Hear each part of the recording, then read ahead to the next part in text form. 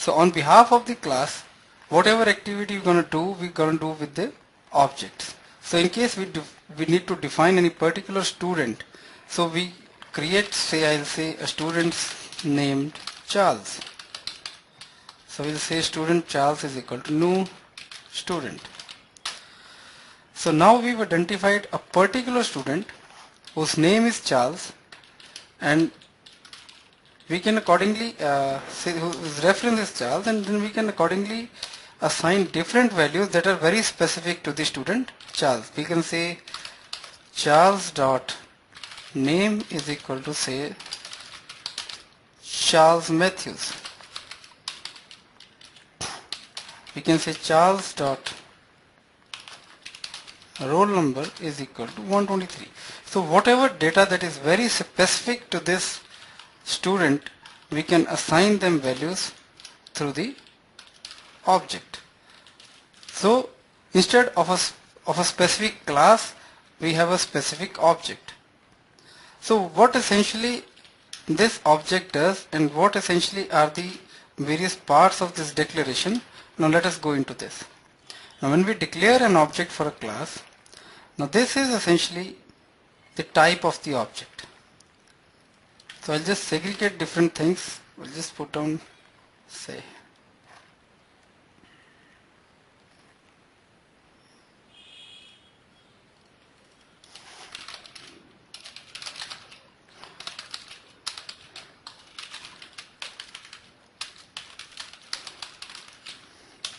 so this is essentially how we declare an object for a class. Now the different parts of this statement we can see. Now this, the first part, this is essentially the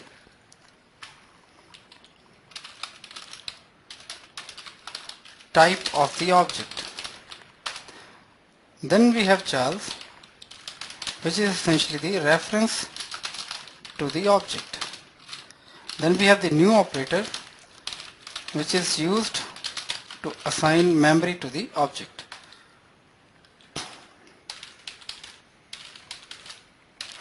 And then we have this, which is essentially the call to the constructor of the class. So this, we need not try to understand what essentially is a call to the constructor. We'll simply see that we have a type of the object, we have a reference to the object. Now we'll shortly see what essentially is the difference between a reference to the object and the actual object. And a new operator which essentially assigns a memory to the object. So when we say, I'll take this student Charles. So when we simply say student Charles, what we do is we simply create a reference to the object. Now reference to the object means that we simply we create a means to access an object that we are going to shortly create with new. Now what is an object and what is a reference? Now the object is a collection of the data which is associated with a particular thing. As we have created an object called Charles, and we defined some data which is relative to Charles.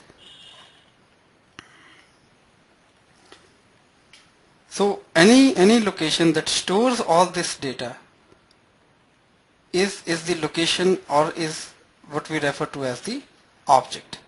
So in case anybody has any doubt, you can put down on the chat window, and I can come down to explaining that particular point.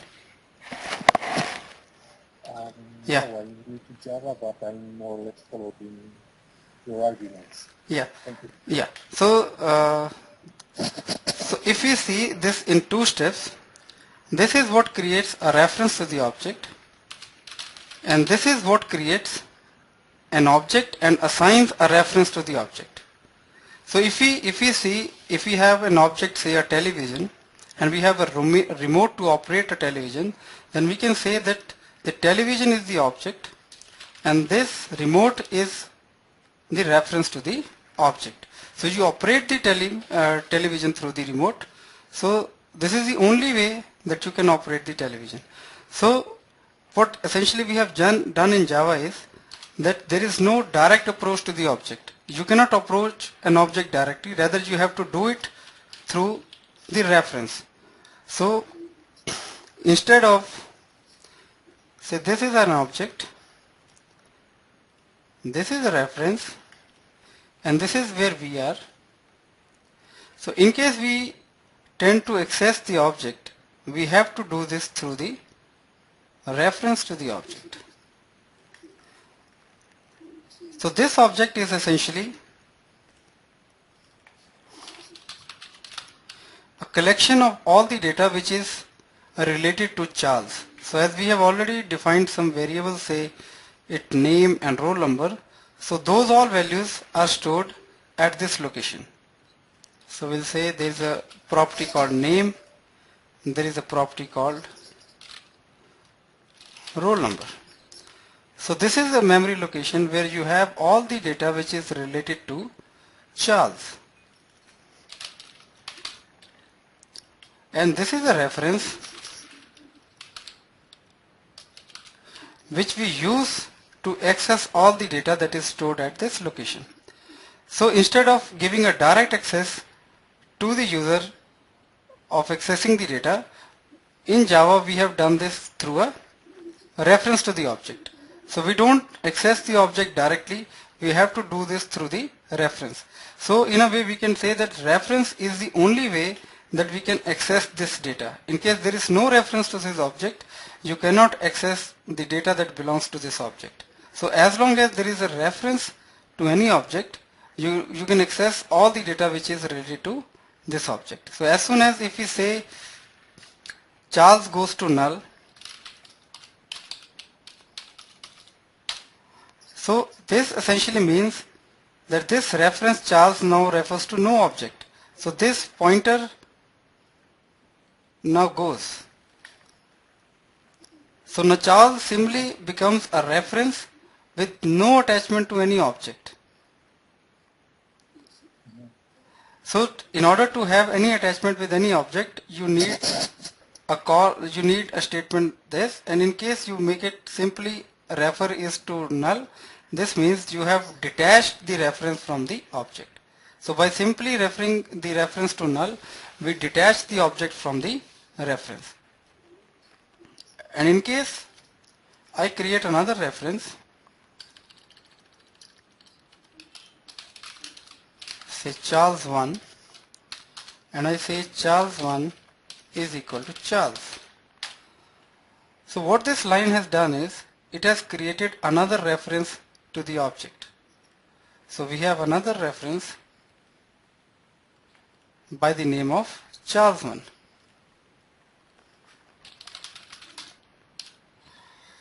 So since we have assigned this Charles, this means this will also refer to the same object that Charles is referring. So this also becomes a pointer to this object. So what has happened now is, the object that Charles reference was pointing to is now also pointed by Charles 1. So the same object now has two references that are pointing to it.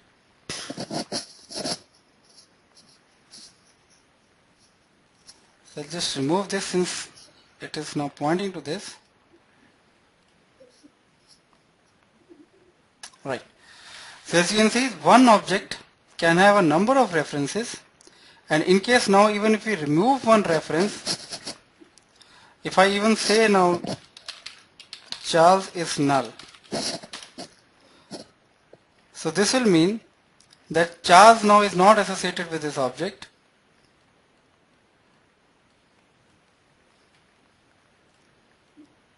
But since Charles 1 is still associated with this object, we can still access the data from this object through Charles 1. I can still say Charles 1 dot roll number is 222. So we can access any data related to the object that we associated Charles with through the new reference, which is Charles 1. So I hope this is clear to everybody. Yeah, Yes. yeah. So simply, if we put it in simple words, this is that if you write a statement like this, you create a reference, and that reference it is stored on a memory location which is called as stack. So this is the stack location. The reference comes to this, and the object that you have created, this goes to a memory location which we call as heap. So I'll just create a new one.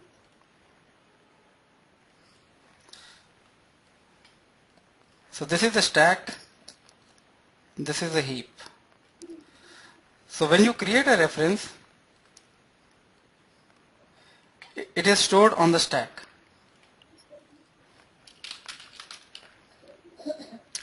And the object data is stored on the heap. So this data is unorganized, whereas the data on the stack is very organized. So we have a reference here called Charles. There is the data here on the heap,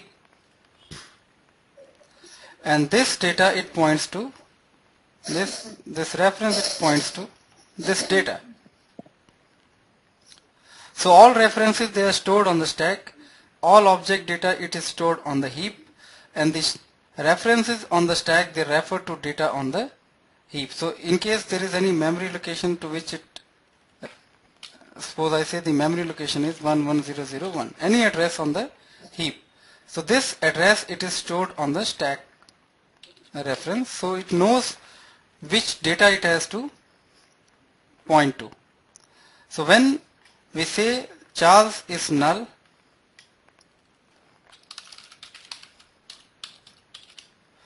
so this Charles has no association, it has no association with any data.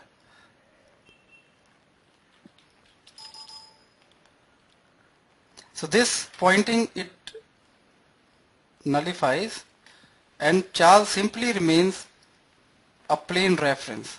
So in case you want to compare it to some situation, practical situation, you can see if you go to a library, you first find a card for any book, and on the card it shows that this book is arranged on a particular rack. So then you go to that rack and you pick up that book. So same way it happens in case of references and object. You have a stack which has all the references. The system first locates the reference on the stack, and then it finds out the location of the object on this entry, and then it accesses the data from the heap. So it's a two-step procedure where first the system locates the reference, and then from the reference card it locates the address of the object. Now why we've done this is to have a feature which is known as garbage collection.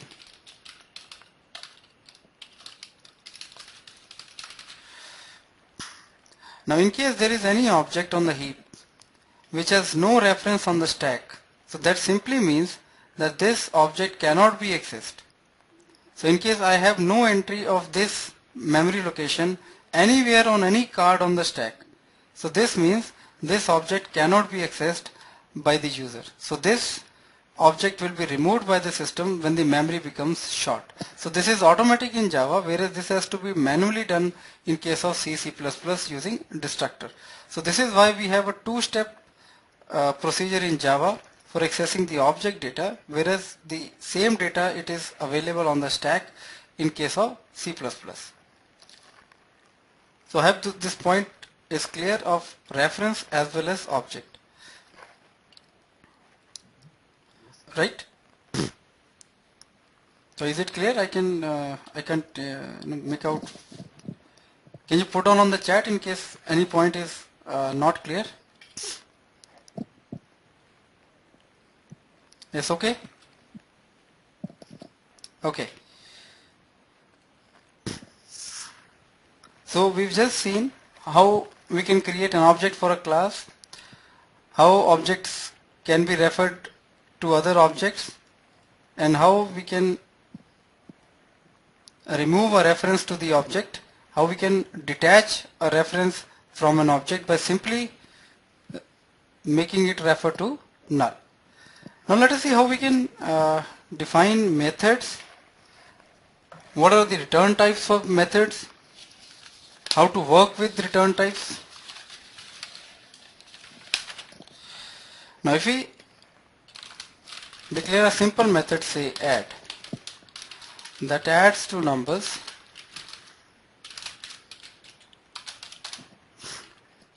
so we can simply say int sum is equal to a plus b, and we can print out the sum.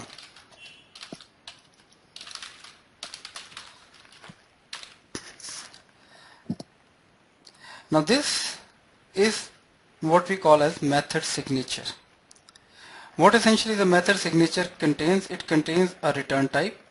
Now this return type void means this method is not returning anything. It can print any value, but it won't return any value. This is the name of the method. This is the parameter list. So in the parameter list we have two int variables that we need to pass to the method when we call this method. So in case this method has any return type, say we have int. So in case you have a return type for a method, then this method will expect a value of type int to be returned from within the body of the method. So we need to put down a return statement along with any int value, say sum itself, and this completes the definition for the method. So whenever we have a return type specified for any method, we need to return any value which is compatible with the return type from the body of the method. So this means in case you are returning an int value, you can return any data type that is compatible with an int. So you can return a byte, you can return a short, you can return a char, and you can return an int. So any value up to an int we can return from this method add. So in case we call this method, so I'll simply say charles.add, and we can pass in some int values, say 2, 5. Now this method gives us some return value that we can store in any different name, say my sum,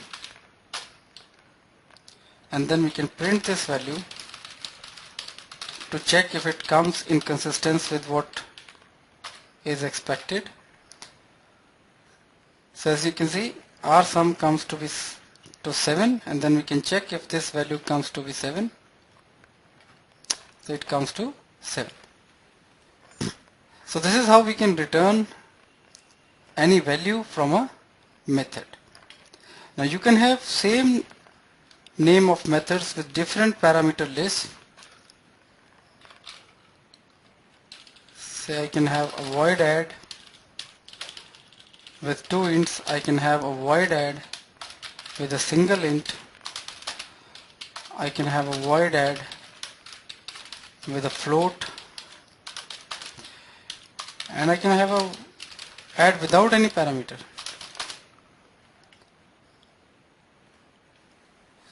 So you can have any number of methods. Now since we are not returning anything, so we can just remove this statement return from this. So you can have any number of methods which are different parameters and have the same name in the class. So this is what we call as polymorphism or method overloading. So when you call any method, the system checks for the parameter that you pass into the method. Suppose you pass in one int. So it will check if we have any method that has an int as a parameter, so it matches that method and accordingly it will call it.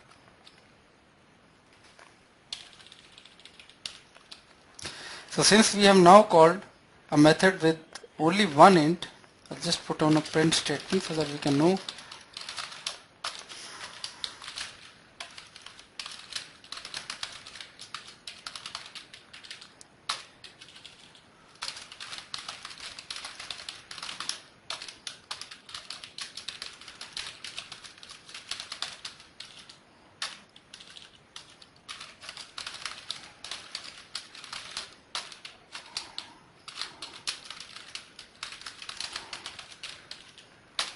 So we put on a print statement with all the add methods so that we can see what exactly is the method that is being referred to by this statement. So as you can see, we have passed in a single int value. So it checks for what add method compares with the call that compares with this. So we have one int add method. So in case we pass in a float, so it checks for any method that compares with this value, and accordingly it will refer the call to that method. So this is how overloading of method works, but we just need to have a small check on this, that we cannot specify a difference in method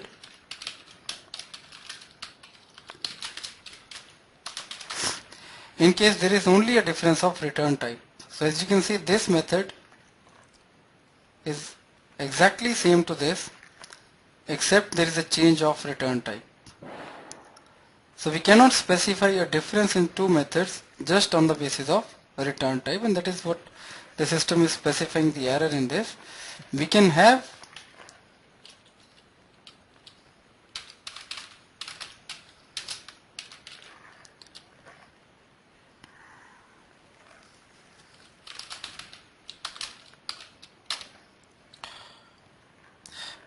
a method with return type and different parameter list.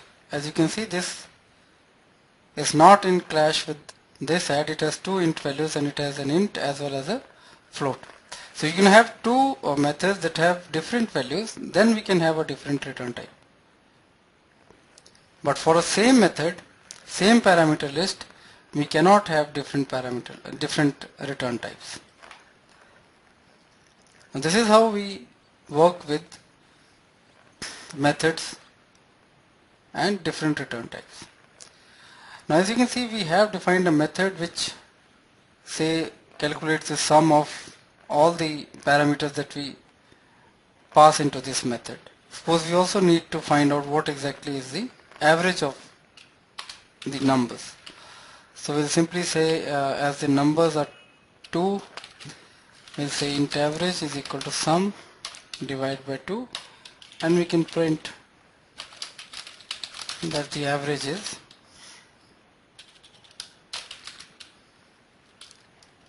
this.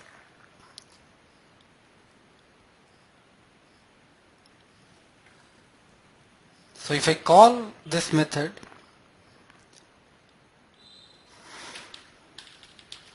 passing in two values, say 5 and say 5 or 4, 2, so the average comes to 3. So average comes to 3. Now if you're not very sure of how many values you're going to pass to get an average, suppose we need to calculate average of 3 numbers, or we need to calculate average of 4 numbers. So in all these states we'll have to add different methods for different values. Suppose in case we want for 3 numbers, then I need to pass in int A, int B, int C, an add method with 3 parameters. But we cannot go on adding methods with different numbers of parameters, say 4 ints and 5 ints. So for a variable type of arguments, we have a different approach. We can add in a parameter that specifies that you can pass in any number of int values to this add. So I'll just cut down this.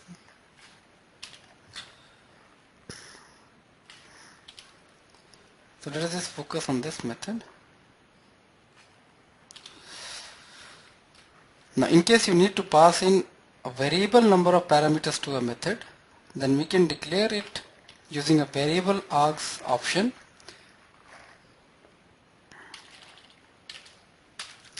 You specify that this is of type int, 3 dots specify that this is variable args, and then any name.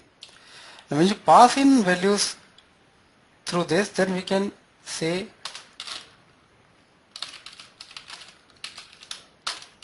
we can pass 3, we can pass 4, we can pass in any number of values to this. Now how do we calculate the average of all the numbers that are passed to add method? So all these values, they go into an array which is represented by this variable. So we'll have a simple for loop. Let us say we have a variable sum, initialize it to 0, and we say for int I equal to 0, I less than a dot length, a simple for loop that we've been using before, and we'll say sum is equal to sum plus a of I.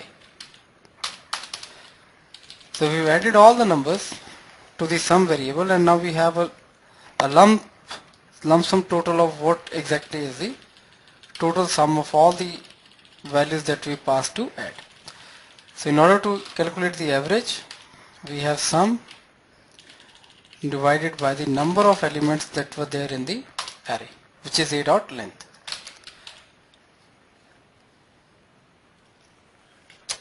So as you can see, average in the first case is 2, average in the second case is again 2, average in the third case is 3. So we can just have a check. 3 plus 2, 5 and 1, 6. So we have 2. We have 4 plus 3, 7, 2, 9 and 1, 10. 10 divided by 4 is approximately 2.5. But since this is an integer division, so we have net result coming as 2. So similarly we can see here 5 plus 4, 9, 3, 12, 14 and 1, 15. 15 divided by number of elements, which is 5, average comes to 3. So this is how this variable argument works, and we need to have a check on some of the points to this. Now in case you have other values to pass to this method, say another int value, so the only condition is that you have to add the variable argument parameter as the last parameter to this. So int b cannot come after this argument, it has to come before this.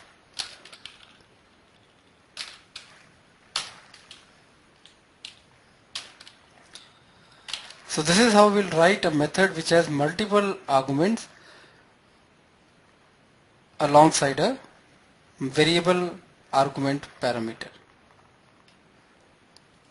So I hope this clears how we define a method, what exactly is a method signature, how you can overload a method with similar name, different parameters, and how system recognizes which method to call when you actually pass in the values to the method.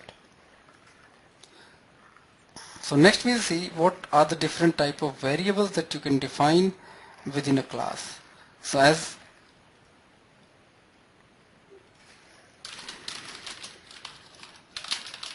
we'll start off with a local variable. Now we have a variable, say 10. Now since this variable is defined within a method called show, it is local to the scope of the method show. So anybody which is within any code that is within the method show can access X, but anything which is outside this method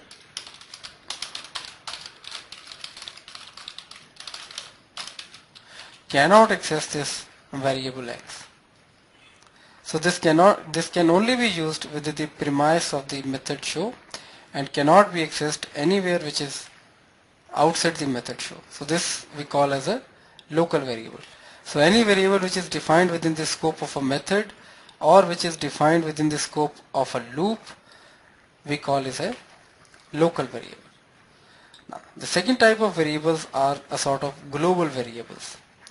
Now global variables are variables that you define within a class, but they are not within any method.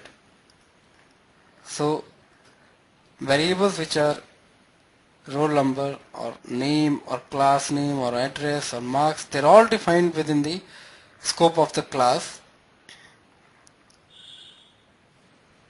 but they do not lie within any method.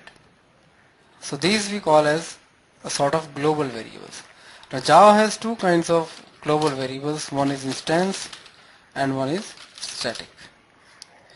So what exactly is the difference between instance and static variables, and how do we recognize what variable is an instance variable and what variable is a static variable.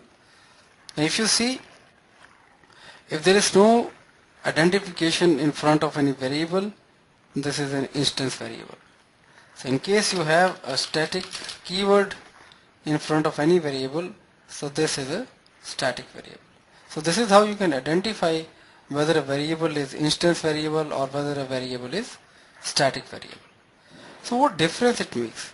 What is the essential difference between an instance variable as well as a static variable? Now instance means object. So instance means object. This means till the time you create an object of the class, the instance variables, they are not into picture. So this means if I do not create any object of this class, I have no access or there is no memory allocation which is done to these variables. No roll number, there is no name, there is no address. So till the time we create an object, we cannot access any of the instance variables. And as soon as you create an object for a class,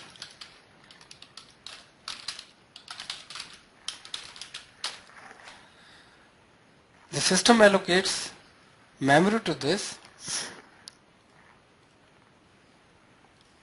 So we'll say there is an object that we have created, and at the memory location of the object you have all the instance variables having the values that we define within the class. So as we haven't assigned any value, so every instance variable, it carries a default value. So in case of int it is 0, for string it is blank.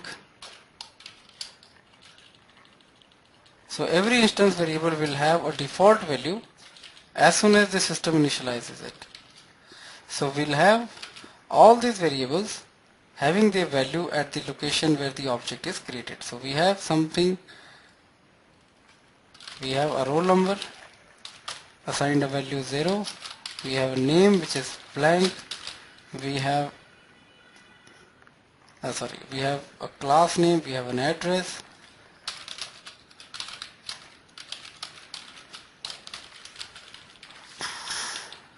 so all these variables are there at the memory location of the object. So in case I create another object,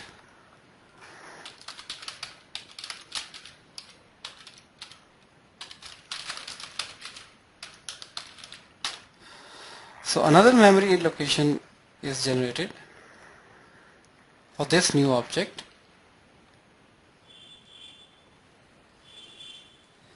and it also has all these variables stored at this location also. So we have another roll number, we have another name, we have another class name, we have another address. So any number of objects that we create, they'll all carry a copy of the instance variables. So in case you create 10 objects, they'll all be carrying a copy of the instance variables. So you can just see, if you go to your class, you carry your own tablet or you carry your own register to put your notes in, so your copy becomes an instance variable that belongs to you. So every copy is an individual's own copy, and whatever he writes to his copy, it does not affect copy of any other student. So same thing happens here.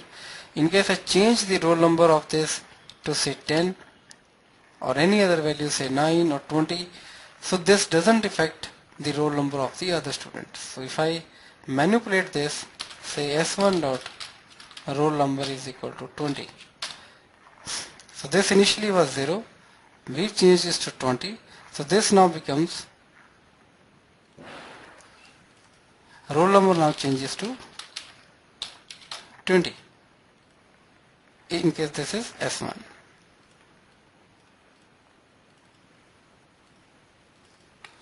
So this is S1, points to this, this is S2, points to this. So S1 changes the roll number to 20. So it changes at this location, this goes. So now roll number instead of 0 it goes to 20, whereas for S2 still remains 0. So in case S2 changes this, suppose it sets this to 40. So this roll number now changes from 0 and it now becomes 40. So as you can see, any change in the instance variable values of one object, they do not affect the instance variable values of any other object. So they are pretty independent of each other. So 2 points we need to remember for instance variable. One, that they are not into picture till the time you create an object. Second, they are a copy for each object. So every object carries his own copy of the instance variable. Any change in the copy of one object, it does not affect any other copy. So in case I try to access the roll number without any object,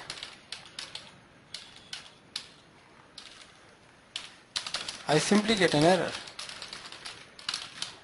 If I say print roll number, so since there is no object, there is no roll number. So as long as you don't create any object, you don't have any variable called roll number that you can refer to. So as soon as you create an object, you can refer to roll number through this object. Then you can see that what you are wanting. You are wanting a roll number that belongs to a student, which is S1. So the instance variable values, they always are referred to some object. So you cannot say roll number, you always have to say roll number of what? Roll number of which object? So you have always to fall back to some object when referring to a instance variable. So this point, I think it clears what exactly is an instance variable. So it is only in picture when you create an object, and you can only access it through reference to the object.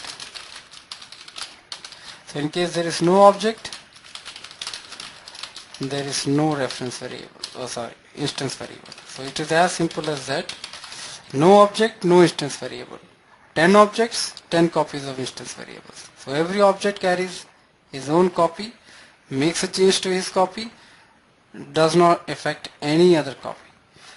So let us come down to the static variable.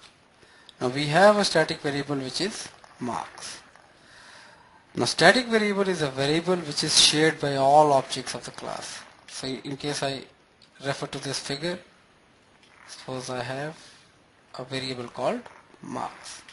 So let me put down marks. Initial value we have put down, say 30. Yeah.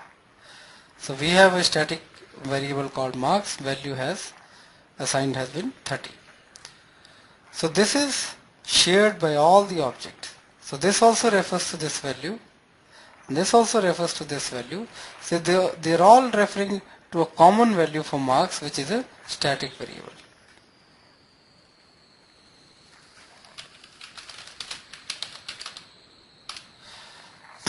So what was earlier instance variable? A copy which was an object's own property.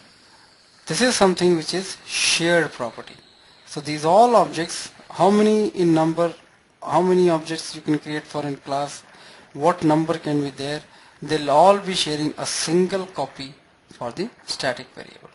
So in case any object makes a change in this, so I say if S1 says I change marks to 50. So let us make this change. So in case there is a change here, so now marks changes from 30 to now becomes 50. So now since this is referred by all the objects, so changed by S1, but if you access by S2, it will still give you a value which is 50. So if I change it through S1 but print it through S2,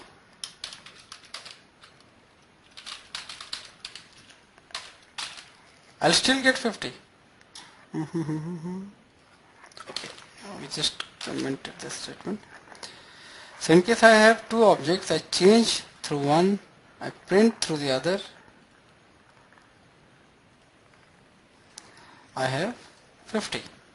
So it is very irrelevant which object changes the static variable. So in case I change by S2, print it for S1, I get the same result.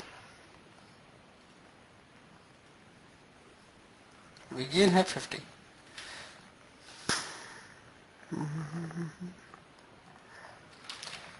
Smaller than this. So as you can see, static variable is a kind of variable which is not affected by which object has changed the value, because it changes the value for all the objects. So what we say is that this static variable is independent of the object. You can change it through any object, it changes for the entire class.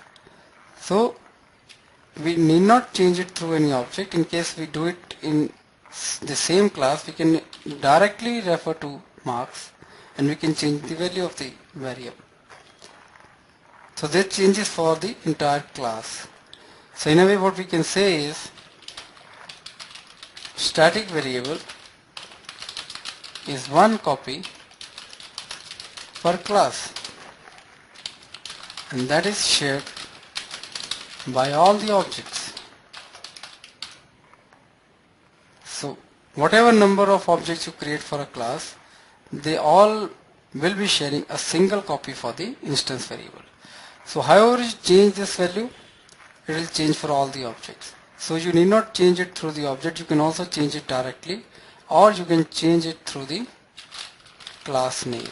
So this is the most preferred way to change a static variable, which is through the class name, because this gives an indication to the person who reads the code that if you are changing a variable through the class name, it is understood that this variable is static.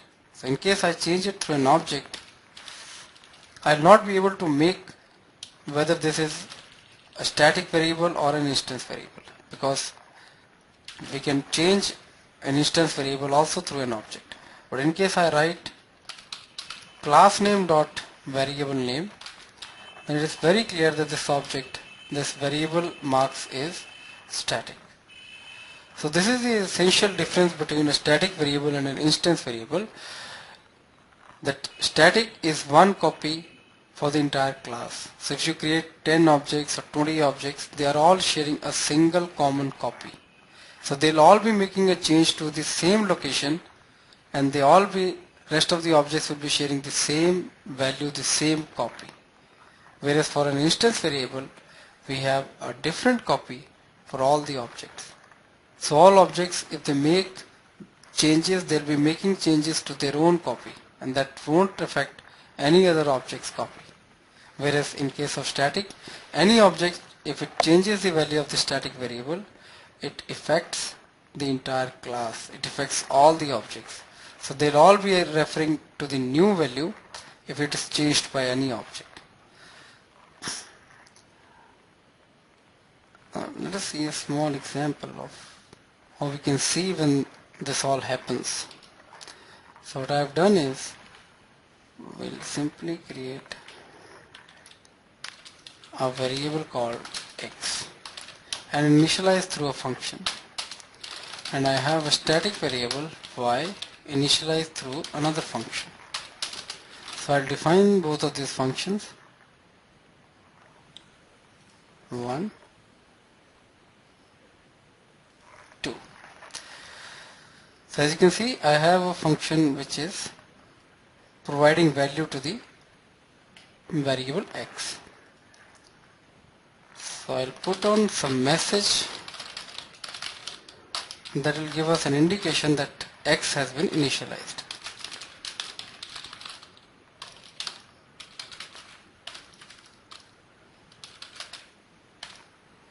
Initialized, okay.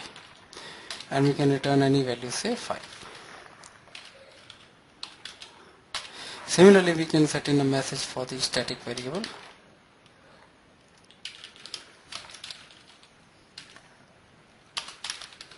We can say static y has been initialized, and we can say instance x has been initialized, and we can return some value, say 10.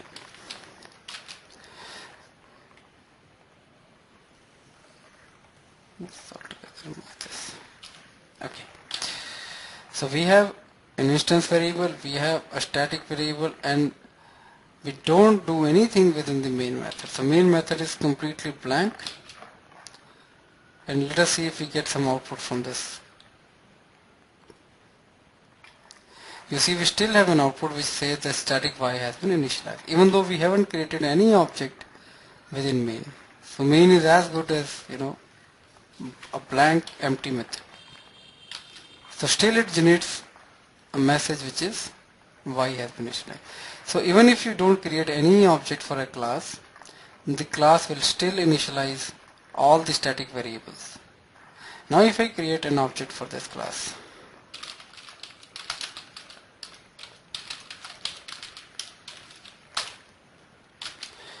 now let us again run this.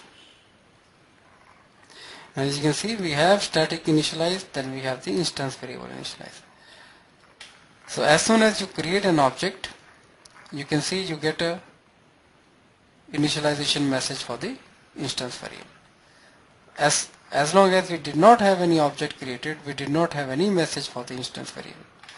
So now let us create another object for this class.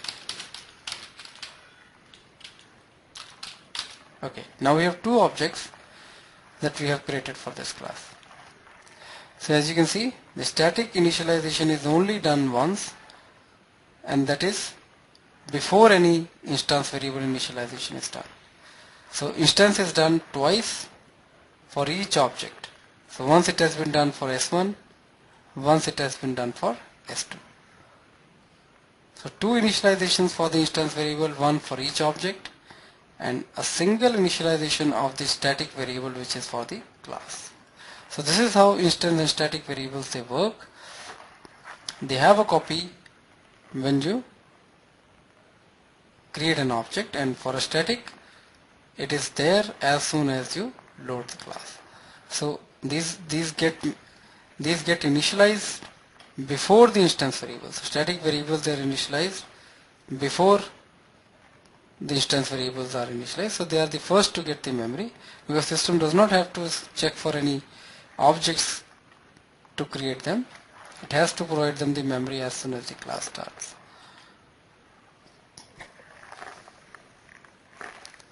So this is the essential difference between static, instance and local variables.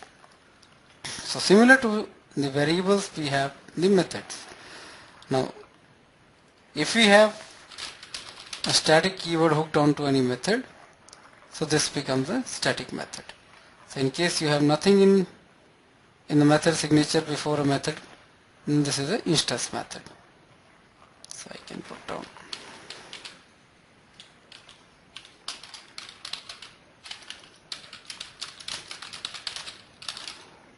So I can say this is an instance method show one, and we can say this is a static method show.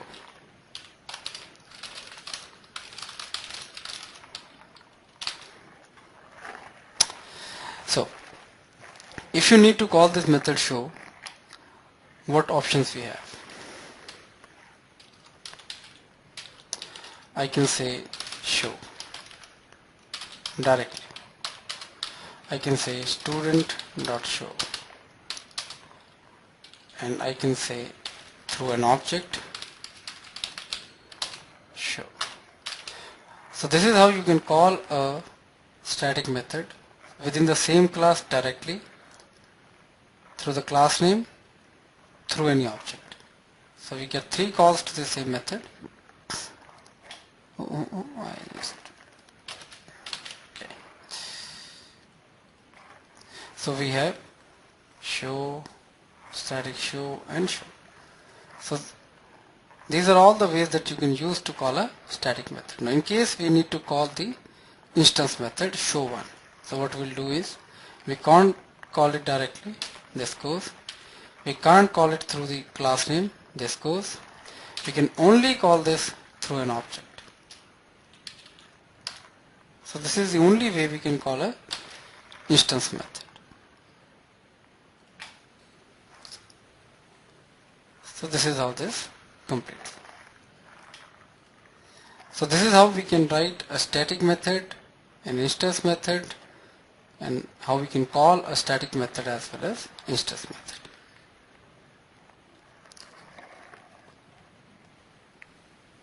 So I hope this clears to everybody, and we come an end to this webinar that was organized for methods, variables, objects and classes. Yes, I'm touching it. Now did you get everything that we did it within the class? Yes, as I told you, I'm new to Java, but I'm getting it. Yes, you explained it quite clearly. Thank you. Right, okay. See you then.